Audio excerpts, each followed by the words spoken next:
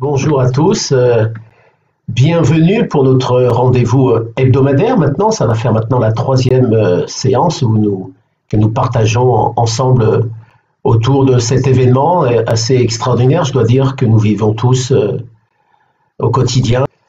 Et donc l'idée, ensemble, si vous voulez bien, nous allons partager aujourd'hui sur un thème. Nous avons commencé à partager sur le thème de l'incertitude.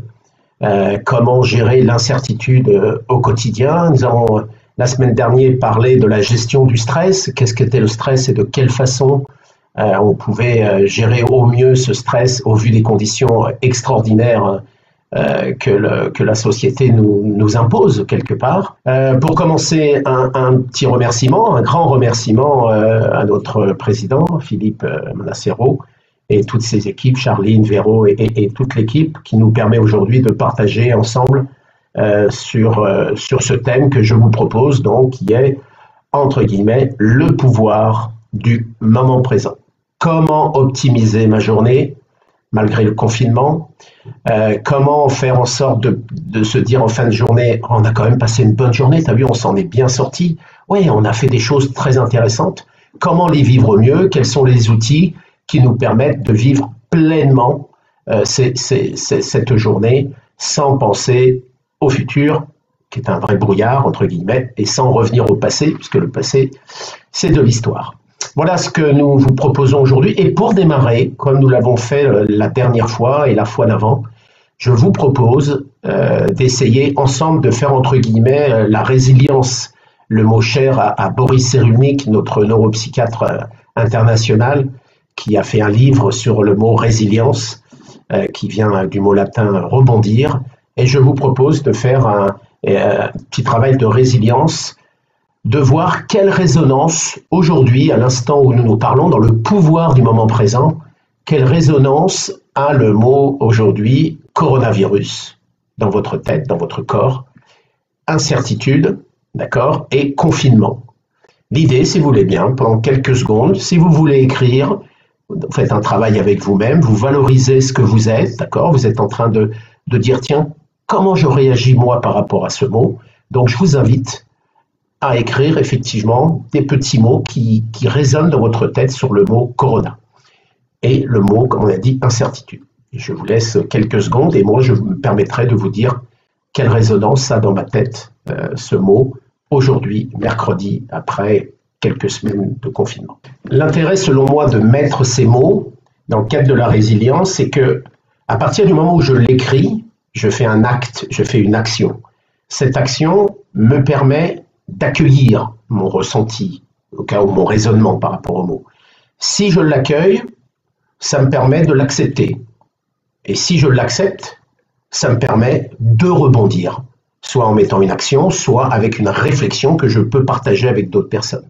C'est ça, selon moi, l'intérêt que je pratique dans le cadre de mes coachings, à travers une défaite, à travers une victoire, à travers sur un chef d'entreprise, un cadre ou un salarié qui a effectivement, à un moment donné, une pression psychologique sur un mot, sur un événement. Et l'idée d'écrire, l'idée, comme on aime son journal intime, ou un roman, ou écrire une lettre traditionnelle, ça permet de me faire un travail sur moi-même. Alors moi, me concernant, j'ai mis la première semaine inévitable. C'était le mot qui m'avait marqué cette première semaine, travaillant au quotidien sur les coachings, sur le mot excès, que ce soit les excès, le mot maximum, excès, toujours, jamais, sont des mots que le corps et le cerveau n'aiment pas trop, parce que le cerveau n'aime pas les excès.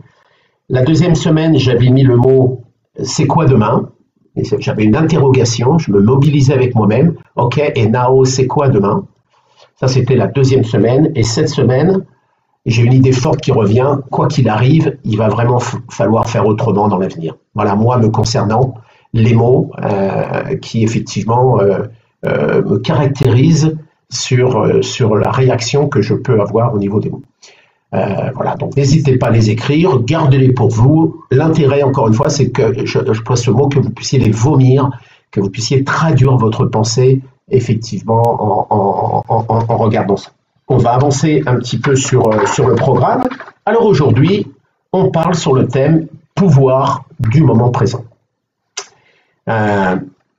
Comment optimiser mes journées? Comment éviter de trop penser à ce qui pourrait se passer demain? Et donc j'oublie de penser ce que je pourrais faire aujourd'hui.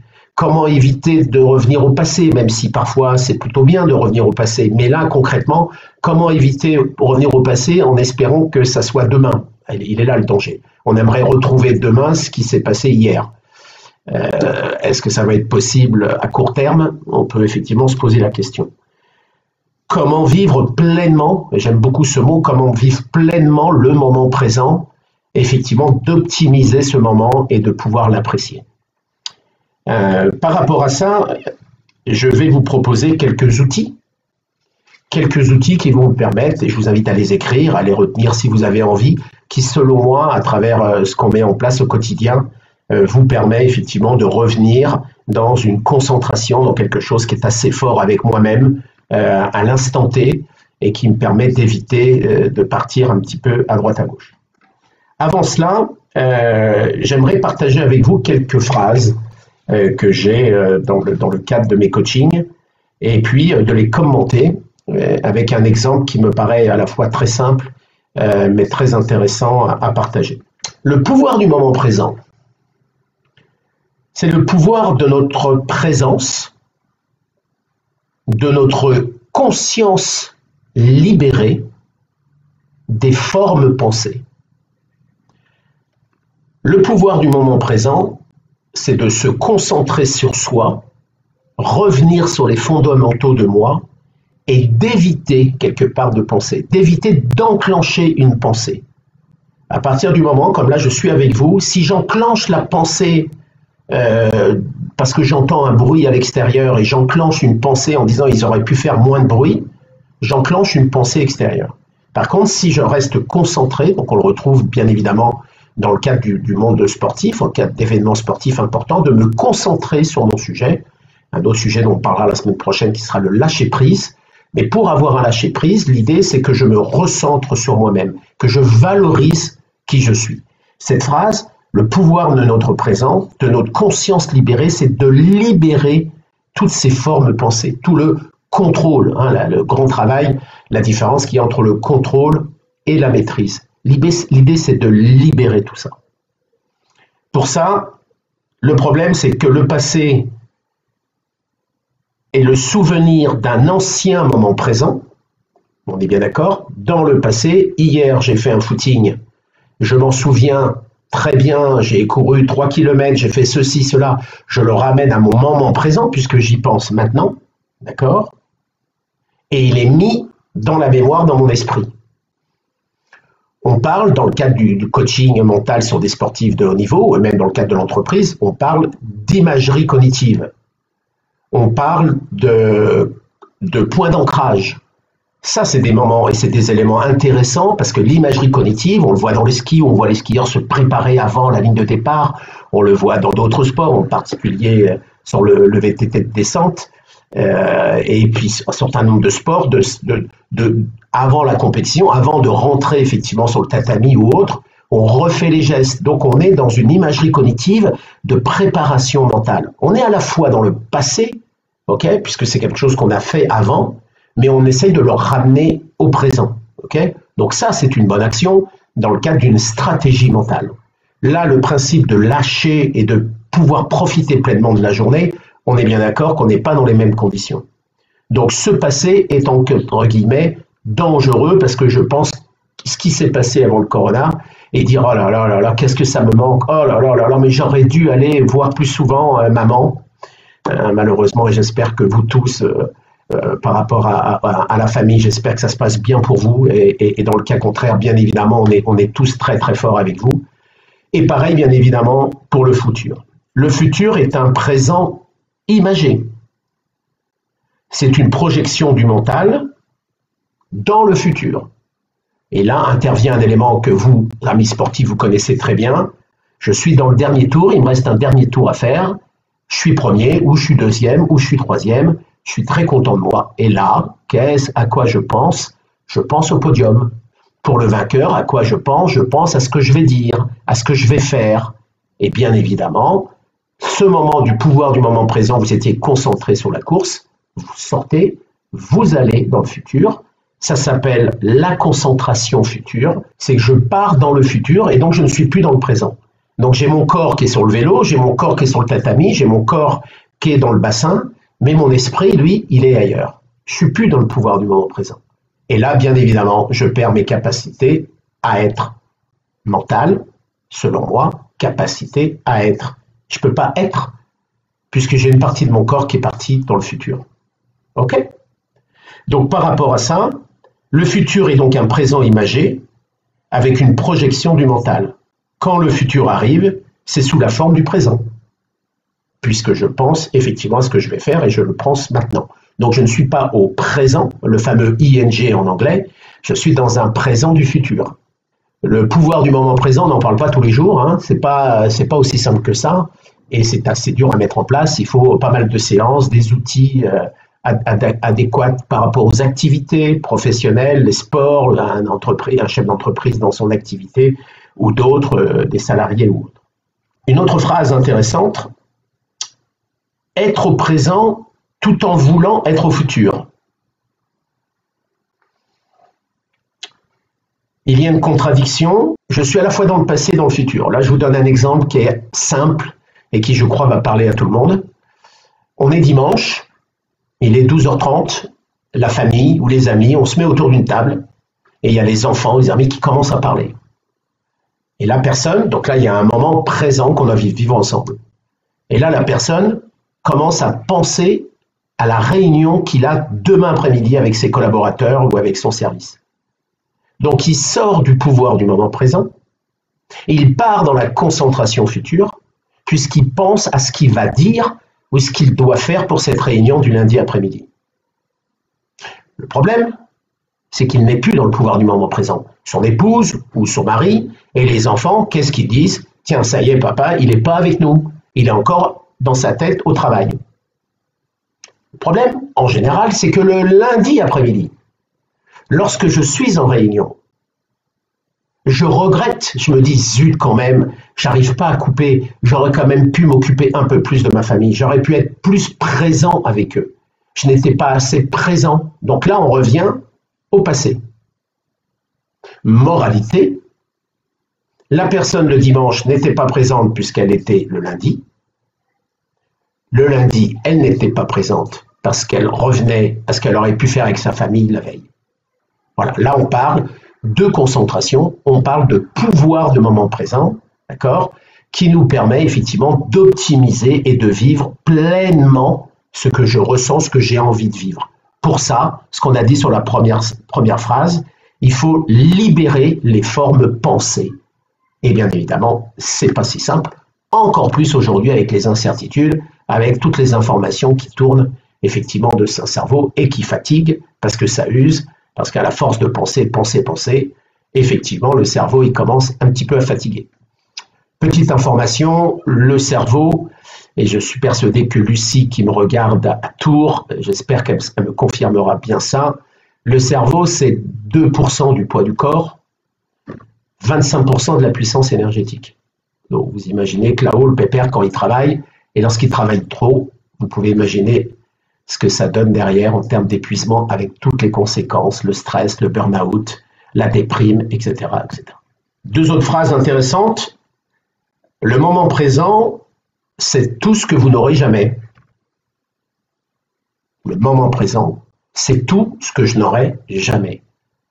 On ne peut pas, selon moi, être propriétaire du moment présent. Je ne peux pas dire je me l'accapare et il m'appartient. Parce que si je le vis au moment présent, je vais donc faire fonctionner mes émotions, okay, via mon système hormonal. Je vais vivre ce moment de joie, de partager, de goûter, on en parlera tout à l'heure, d'essayer de trouver, de vivre des nouvelles choses. On en avait parlé la semaine dernière, des actions qui me permettent des nouveautés, de créer, d'innover, qui me permettent de mieux vivre le moment présent, mais il m'échappe après. Parce que si je renouvelle sur autre chose, je vais arriver au plat du jour, je vais arriver au dessert, le dessert va dire « Oh, regarde, on t'a fait une surprise, oh, mais qu'est-ce que c'est gentil !» Donc, je ne peux pas être propriétaire du moment présent. Si dans ma tête, je me dis « Je ne peux pas être propriétaire du moment présent », si j'accepte, si j'accueille le principe qu'il m'échappe, je vais bien vivre le moment présent. Car je vais accepter la libération, je vais accepter, je vais donc pas contrôler mes émotions, je vais les laisser vivre. Et pour avoir fait l'expérience, et bien évidemment depuis pas mal d'années maintenant, je dois dire que j'ai découvert des moments très agréables. Parce qu'effectivement, le faire de fait un travail sur ça, même dans des difficultés, même dans des moments difficiles, dans un environnement difficile, on en sait quelque chose aujourd'hui, on arrive à trouver des bons moments. Donc important, le moment présent est tout ce que vous n'aurez jamais. Pour finir, concernant ces petites phrases, un petit clin d'œil à notre président, comme vous le savez ou peut-être vous ne savez pas, était donc arbitre international de basket. Cher président LeBron James, vous connaissez, depuis pas mal d'années aux Lakers de Los Angeles, considéré comme le meilleur joueur et au monde, le meilleur joueur au monde, avec certains d'autres. Il y a quelques mois, quelques années, peut-être maintenant, 2-3 années, dans le journal L'Équipe, il y avait un interview où on me dit « Mais LeBron, comment vous faites pour vous renouveler ?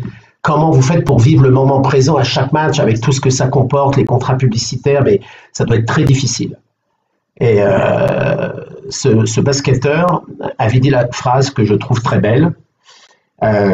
Hier, c'est de l'histoire. Demain, c'est un mystère. Et on en sait quelque chose aujourd'hui. Aujourd'hui, je le vis. Je trouve cette phrase magnifique. Hier, c'est de l'histoire. Demain est un mystère. Aujourd'hui, je le vis. Et en anglais, avec le living, je le vis avec le ing.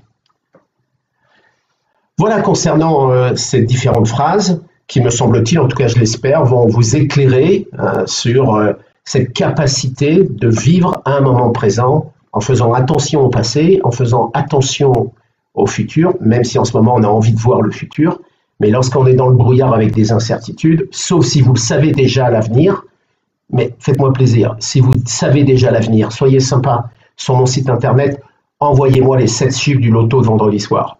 C'est comme ça, on est sûr de pouvoir gagner tous les deux. Donc ces incertitudes nous amènent à essayer de se concentrer sur le moment présent, de tenir la main à son fils, à sa fille, à sa femme, de caresser son chien et de pouvoir vivre ce moment important. On parle d'un chien, le chien ne vit que sur le pouvoir du moment présent. Il ne sait pas ce que c'est le futur, peut-être le passé, mais en tout cas, ce qu'il espère, c'est toujours le moment présent. Et il est attentif à ce qu'on va lui proposer pour mieux, effectivement, le vivre. C'est un bon exemple. Alors, je vous propose quelques outils généraux. Bien évidemment, on n'a pas le temps de rentrer dans le détail, de partager, de pratiquer pour s'exercer, s'entraîner sur ces outils qui permettent d'être plus performant et de développer son potentiel. Alors, la première chose qui me paraît effectivement important concernant la mise en place du pouvoir du moment présent, c'est se mettre dans une configuration d'action. La première chose qui me paraît importante, c'est de faire baisser la pression artérielle. Les événements font que, et je l'ai vu sur les différents coachings, la pression artérielle des athlètes, de vous tous, on a tous le stress qui monte un peu. L'incertitude, l'info contradictoire, est-ce que je sors, est-ce que je mets le masque, est-ce que je le mets pas, comment, pourquoi? Nous tous avons un taux de stress, j'ai un taux de stress qui est un peu plus élevé que d'habitude, voire un peu plus, voire beaucoup. Et du reste, ça inquiète les psychologues, ça inquiète d'une façon générale la médecine, parce que c'est des gens qui essayent de se maîtriser, se contrôler, et puis à un moment donné, on va voir le résultat, ce que ça peut faire sur le système immunitaire et comment ils vont réagir dans un second temps, parce que pour l'instant, on tient, mais comment on va réagir? Donc j'espère, à travers ce qu'on va voir aujourd'hui, que vous aurez quelques petits outils, en tout cas je l'espère de tout cœur. Donc la première chose, c'est faire baisser la pression artérielle qui va faire que mon niveau de stress, le cortisol, va diminuer et mes autres hormones de plaisir, de désir, la dopamine, la sérotonine, la morphine, l'adrénaline et autres, va pouvoir remonter à travers l'action que je vais mettre en place. Pour cela, l'idée, c'est de faire un travail qui est simple, qui coûte 0 € à la sécurité sociale. Vous n'avez pas besoin d'aller à la pharmacie. C'est un travail que je fais avec moi-même. On appelle ça le relâchement pulmonaire. Donc la première action que je vous propose de mettre en place, le relâchement pulmonaire. 3 choses importantes sur le relâchement pulmonaire. L'idée est la suivante. Je vous propose de vous l'expliquer et on va essayer, si vous êtes d'accord, d'essayer de le faire tous ensemble. De votre côté, vous essayez de le faire avec votre compagne, avec la personne. Essayez, vous allez voir. L'idée est la suivante. Inspiration par le nez pour gonfler la cage thoracique, gonfler les poumons. D'accord? Plutôt avec la fenêtre ouverte, s'il vous plaît, pas dans une petite pièce confinée où il y a un maximum de CO2. L'idée, c'est qu'il y a de l'oxygène. Ouvrez la fenêtre et l'idée, c'est d'inspirer par le nez, doucement, mais assez longtemps, minimum 10 secondes, sauf problème cardiaque, on est bien d'accord. Et l'idée, donc, c'est d'inspirer. Après 10 secondes, l'idée, c'est de bloquer quelques instants. L'idée, c'est de couper la Wi-Fi. L'idée, c'est de couper toute source d'information qui vont alimenter mes neurones via les synapses. Les petits trucs qui sont entre les neurones, qui font des contacts entre les neurones et qui nous permettent d'agiter tous nos savoirs. L'idée, c'est un peu de les déranger, c'est leur dire « Oh, il y en a trop dans la tête, là, tu vas te calmer un peu. » Donc l'idée, inspiration 10 secondes, je bloque quelques instants, pas trop longtemps, hein, on respire, et après je vais recracher entre guillemets via la bouche en baissant légèrement la tête avec les jambes décroisées et je vais rejeter le CO2 et c'est là que c'est un peu plus difficile, minimum 10 secondes pour pouvoir bien se vider et qui va permettre de faire baisser la pression artérielle. Je vous propose quelques secondes, l'idée effectivement d'essayer de le faire 2-3 fois. Donc moi je me fais de mon côté, je vous invite à le faire du vôtre. Et on se retrouve, si vous voulez bien, d'ici 30 secondes, petite minute.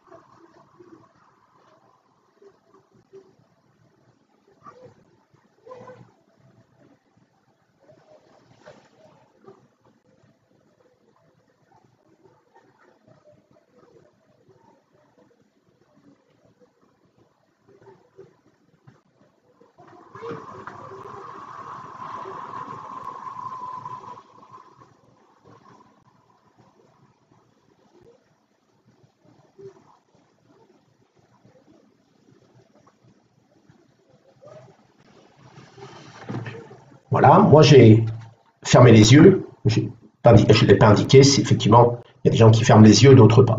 Voilà. Moi, me concernant, là, j'ai réussi à être dans le pouvoir du moment présent. J'ai réussi à me concentrer, j'ai écouté mon souffle, j'ai essayé d'écouter mon corps, et il y a eu un peu de bruit, vous avez peut-être entendu, devant, il y avait des enfants qui jouent, je l'ai entendu au début, et après, ça m'a échappé. Si vous-même, vous avez réussi à faire abstraction de l'environnement, vous avez réussi, bravo, à être dans le pouvoir du moment présent.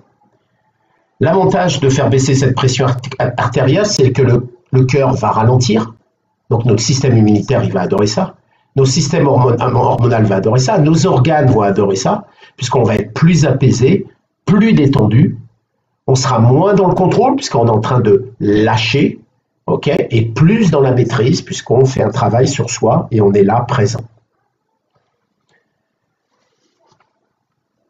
La deuxième opération qui paraît effectivement importante, c'est de participer à l'action du moment présent, ne pas être spectateur. Christophe André, un neuropsychiatre important, a fait des articles, est passé au journal télévisé, a fait des articles là-dessus, ce qu'on a partagé déjà la semaine dernière, d'être dans l'action, de participer. Exemple, la cuisine. Ok, je vais t'aider à faire à manger. Allez les hommes, on s'y met. On participe. On va couper le pain, on va participer, on va mettre les oignons, on va mettre les aliments, on va accompagner la personne qui fait la cuisine ou vous-même. L'idée, c'est de le faire ensemble, partager ce moment-là. Parce que si je me concentre pour bien couper les poireaux, pour le mettre dans le poisson, eh ben, pendant ce temps-là, je ne pense pas à autre chose. Et c'est ça le pouvoir du moment présent. Vivre ce moment et le partager. L'idée, c'est de trouver ces sensations, de sentir la nourriture. C'est bon, on pourrait rajouter ça, de pouvoir mettre des saveurs. Et donc ça va me faire travailler effectivement mes émotions. Ces émotions, à travers nos 5 sens, vont me permettre d'agir et d'être acteur de ce moment présent et non pas spectateur. Si je suis spectateur, je dis merci et j'ai tendance à partir ailleurs, à ne pas penser. D'accord? Donc, agir, être acteur. On reste sur cette idée, si vous voulez bien, de la nourriture. Alors, dans le sport, c'est la préparation du vélo, c'est la préparation du tatami, c'est préparation du sac, c'est de partager les derniers instants avec l'entraîneur. Je suis acteur, je commence à me concentrer, mettre ma musique, etc., etc. Le 4e point qui me paraît important, puisque j'ai baissé ma pression artérielle, c'est effectivement de manger plus lentement. Si on prend l'exemple de la nourriture. Sur le sport, on en a parlé la semaine dernière, on fait des entretiens, plus pour les sportifs de haut niveau, on ne part pas à battre le record et à faire de l'optimum. On ralentit le rythme parce que le taux de stress est trop élevé. Donc, on fait un entretien, plus, qui va me permettre, effectivement, et je l'ai entendu cette semaine, je suis content, j'ai fait de la qualité, j'ai travaillé mes faiblesses, j'ai été voir sur Internet, j'ai fait un peu plus longtemps mais plus cool, ça m'a permis de me détendre. Tout ça, ça me va très bien.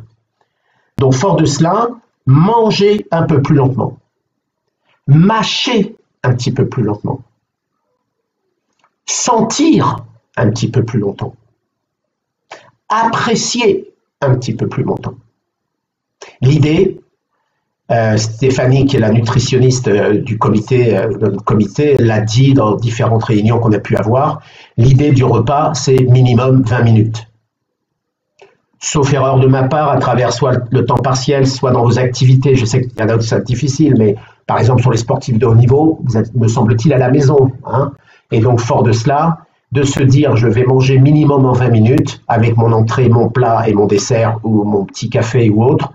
L'idée, c'est de prendre ce temps-là pour réapprécier, refaire travailler mes 5 sens et pouvoir bien poser. Si je sens la saveur d'un produit, je vais me concentrer naturellement dessus. Je suis dans le pouvoir du moment présent. Je ne dis pas qu'est-ce que je vais manger demain. Si je suis spectateur et que je mange vite, je dirais tiens, demain, je pourrais manger ça.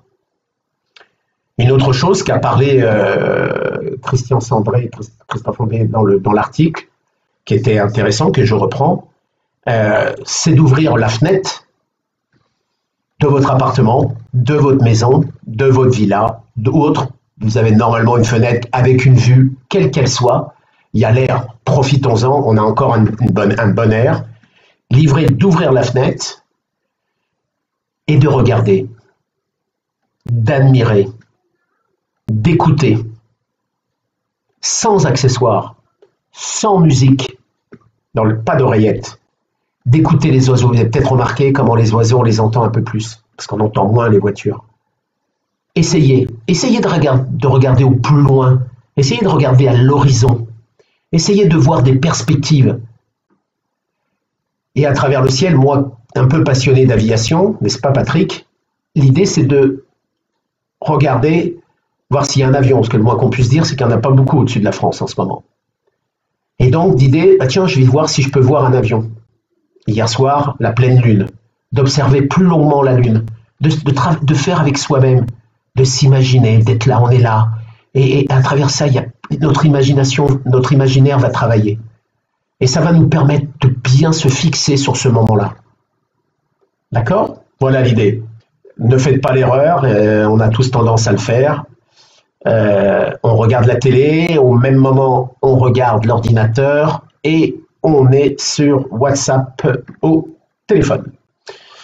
Et votre épouse ou vos enfants qui vous parlent sur un autre sujet. Là, c'est le moins qu'on puisse dire, c'est que c'est pas le pouvoir du moment présent. Donc, si on peut, concentration, surtout en ce moment où on a beaucoup d'informations, se concentrer sur un sujet et d'essayer de le vivre pleinement et d'éviter de partir un peu en live dans différents domaines.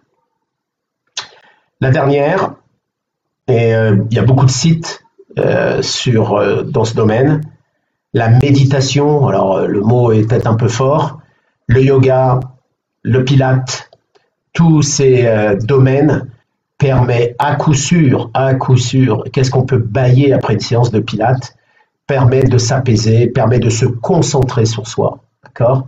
J'ai 2 phrases que je cite souvent qui sont valoriser ce que je suis, donc mieux me connaître, comment réagit mon corps, pour mieux valoriser ce que je fais, ok? Et mieux se connaître pour mieux reconnaître les choses et non pas l'inverse.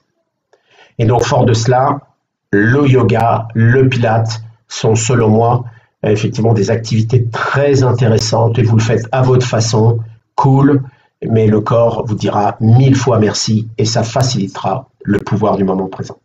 Tout ça, pour finir, va nous amener à lâcher prise. Tout ça va nous amener, dans le cadre du pouvoir du moment présent, à être dans une sensation de fluidité, le fameux free flow en anglais, yes. Et ce free flow, cette zone de fluidité, sportif de haut niveau, c'est ce que vous recherchez. C'est ça, cette zone qui nous permet de dire, alors, mais vous avez gagné, mais vous pouvez m'expliquer ce qui s'est passé sur votre... Mais je ne peux pas trop bien vous dire. J'ai du mal à mettre des mots, parce que je ne sais pas bien, j'étais bien, tout simplement. Et là, j'ai accéléré, je sentais que j'avais une force incroyable. Et ça s'est bien passé, mais j'ai un petit peu de mal à vous expliquer. C'est ça, la zone de fluidité. C'est le cyclone, c'est le blanc du cyclone. Et je vous propose, la semaine prochaine, mercredi, 17h, de partager sur ce fameux mot, lâcher prise, avec j'aime toujours citer mon ami Thierry Adam, qui ne présente plus le Tour de France, mais qui l'a présenté par de nombreuses années, journaliste sur France 3 et France Télévisions, qui effectivement disait, le lâcher prise, c'est quand la personne s'arrête ou elle est complètement débordée, s'est fait lâcher par le peloton. Et à chaque fois, je lui envoie un petit message sur son portable pour lui dire, Thierry, c'est pas ça le lâcher prise. Le lâcher prise, c'est effectivement cette fameuse zone du pouvoir du moment présent qui nous permet, sans contrôler, tout en maîtrise, tout en étant à l'aise. Et Myriam avait eu un mot quand je lui avais parlé après une victoire d'une course, je lui avais posé la question, Myriam, d'après toi, qu'est-ce qui s'est passé? Tu peux me donner un mot? Et juste après l'arrivée, elle m'avait dit le mot détendu. Elle venait de gagner une course en 3 minutes et quelques, avec une moyenne de 60 km/h, en gros, et elle me disait qu'elle était détendue. Un peu paradoxal, mais selon moi, c'est ça la zone de fluidité. Et je vous propose la semaine prochaine que nous parlions de ça, du fameux lâcher-prise, mercredi 17h. Attendez, hop, je reprends. Comme on en a parlé la semaine dernière, selon moi, le taux de stress psychique est trop important et le stress vient du mot tendu, serré, et je considère que c'est un petit peu en contradiction avec une préparation intensive. Si on parle d'entretien, je veux bien. Donc là, me semble-t-il, c'est pas contradictoire avec l'entretien. Dans la phase après, je sors du pouvoir moment présent, j'ai effectivement un programme pour préparer l'avenir. Là, on parle du moment présent dans cette particularité, dans cette difficulté. Nadia, que pensez-vous de la méditation? Est-ce que c'est un outil pour se recentrer sur nos émotions du moment présent? Yes. Alors, méditation, ça veut tout dire et rien dire. Je pense que Anne sera d'accord avec moi. Il y a beaucoup de choses dans la méditation. Il faut que l'idée, c'est que vous soyez dans le plaisir, dans le désir et dans le bien-être. Moi, je prends des cours de pilates avec une demoiselle qui s'appelle Sophie à Grasse, dans les Alpes-Maritimes. J'aime beaucoup ce qu'elle fait parce que ça me va bien. Et je prenais d'autres cours avant et ça m'allait pas du tout et parce que les exercices n'étaient pas adaptés. Selon moi, la méditation est un chapitre, c'est le jeu des 7 familles et il faut à travers ça que vous trouviez votre chemin et trouver la chose qui va bien vous aller, où vous allez pouvoir bien décompresser et avoir envie de le refaire. Car quoi qu'il arrive, je vais l'enlever d'abord, mais je pense que demain soir, je me referai ma séance à la maison avec ma famille. C'est ce que je fais à la fin d'un cours pendant le stretching. Tine, Madame Manacero, bravo, hein, on est bien d'accord. Ça enlève toutes les toxines, ça fait du bien. L'acide lactique, il n'aime pas, hein, parce que lui, l'acide lactique, il a envie de rester. Et en faisant ça, vous partez, hein, ça part, ça dégage. La puissance, si vous gonflez bien les poumons, vous allez prendre un max d'oxygène. Les spécialistes disent qu'on n'utilise que 70% de notre ballon, de notre cage thoracique. Donc, on a encore matière à prendre de l'oxygène. Et on voit bien avec les événements qui se passent aujourd'hui, vous voyez ce qu'ils sont obligés de faire pour mettre dans le corps, parce qu'il y en a pas assez, donc on va en chercher. Donc, ça veut bien dire que si vous avez un travail aussi à faire, c'est bien faire travailler vos poumons. Donc, allez chercher un petit peu plus loin, sans forcer, et vous allez voir que vous allez recracher le CO2 et que ça fait beaucoup de bien. Michel, on a peut-être peur de lâcher prise parce que ça donne l'impression de perdre du temps. 1000 fois d'accord avec Michel, j'aimerais bien connaître son sport. Là. Ah, mais ça y est, je vois qui c'est, mon Michel. Ça y est, pardon, Michel. Voilà. Michel, qui effectivement est dans le monde du VTT, qui est un grand speaker, qui a présenté beaucoup de courses et qui connaît très bien ce domaine. Voilà, oui, Michel, bien évidemment, ça c'est complètement ça. Mais est-ce que le fait de perdre du temps m'en fait pas gagner pour demain? C'est l'éternel problème. Savoir faire une pause pour mieux repartir. L'histoire de l'escargot, on connaît bien ça. Hein. Et peut-être ce que nous sommes en train de traverser en ce moment nous permet de revisualiser, j'aime bien cette expression, revisualiser tout ça. Et la petite balade prend une importance incroyable. Et c'est peut-être ça, de revenir. Je disais tout à l'heure que le mot qui me vient à l'esprit concernant le corona et les incertitudes, c'est le mot autrement. Et je pense qu'on pourrait peut-être voir les choses autrement. L'Organisme mondial de la santé dit que 40% des cancers pourraient être évités car ils sont liés au stress. Donc on a du boulot, hein, parce que le stress est une abstraction, le stress c'est une perception. C'est pas quelque chose, on n'est pas avec le stress. Le stress, c'est quelque chose qu'on attrape, entre guillemets, qui vient nous envahir parce que nous ne sommes pas suffisamment dans le maîtrise, on n'est pas suffisamment en travail avec soi-même. Donc, on a du boulot par rapport à ça et effectivement, ça nous permettrait de mieux appréhender les choses en vivant mieux l'instant présent. D'accord? Alors, concernant le stretching, il y a des cardiologues qui favorisent les étirements après une séance de pilates, après une séance de stretching et autres. Et d'autres cardiologues qui disent, vous laissez tout ça tranquille, ça va se reposer tranquillement et vous me faites une séance le lendemain matin. Donc, je vous invite à choisir, à faire ce que vous pouvez faire au mieux. Je n'ai pas la réponse. Et l'idée, c'est encore une fois sentir, écouter son corps. Et fort de cela, après, de se mettre au diapason de ce qu'on peut faire. Eh ben, merci à tous. N'hésitez pas si vous avez d'autres questions à partager sur le site. Je vous souhaite à tous une bonne fin de journée. J'espère que ce soir, pendant votre dîner, après avoir applaudi à 20h nos infirmiers et autres, que vous pourrez vivre un bon moment présent avec votre famille, peut-être de faire le jeu sur le goût. En tout cas, moi, je vais le faire ce soir. Et puis, comme je le dis à chaque fois, et je sais que vous le relayez avec peut-être d'autres mots, s'en sortir. Ok, on s'en sort, s'en sortir. Merci à tous. Je vous embrasse. Merci encore de votre attention. Et puis, je vous donne rendez-vous mercredi prochain à 17h. Ciao. Portez-vous bien. Bye bye.